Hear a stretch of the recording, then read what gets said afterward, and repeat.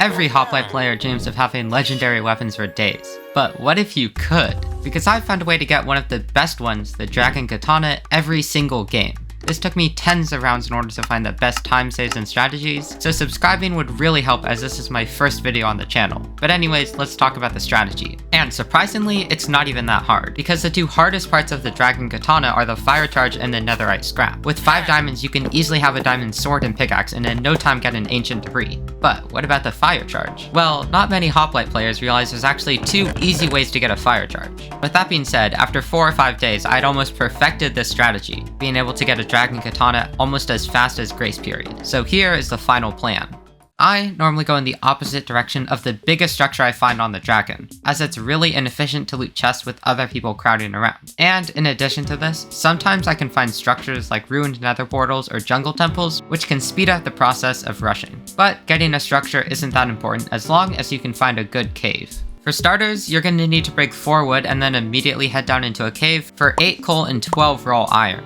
Use some of those materials to create a smelter's pickaxe, but remember to save those materials and not chuck them out or use them as blocks. Then, head as deep into the cave as you can and search for 5 diamonds, which you can use to create a pickaxe and a sword. Along the way, you should be mining every gold vein you see, kill every creeper you see, find 1 flint, and if you see water at any point, collect it so that you have 2 water buckets or enough for an infinite water source. And now, from here, all you need to do is create another portal, and with your infinite water source, craft the 2 obsidian you need for the Dragon Katana.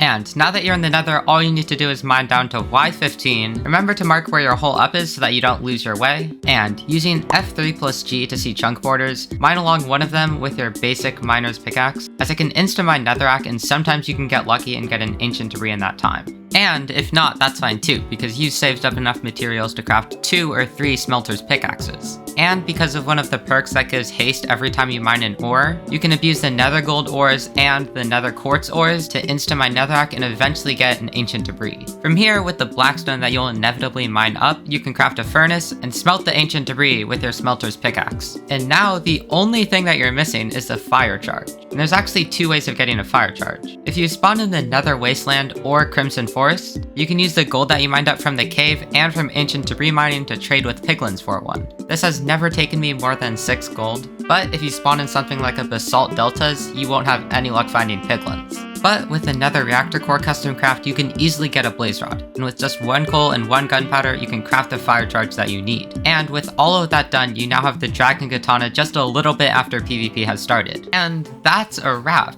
Thank you so much for watching this video, also my first video if I hadn't said it already. Hopefully there will be more Hoplite videos soon, but if you could just subscribe and like the video, that would be amazing.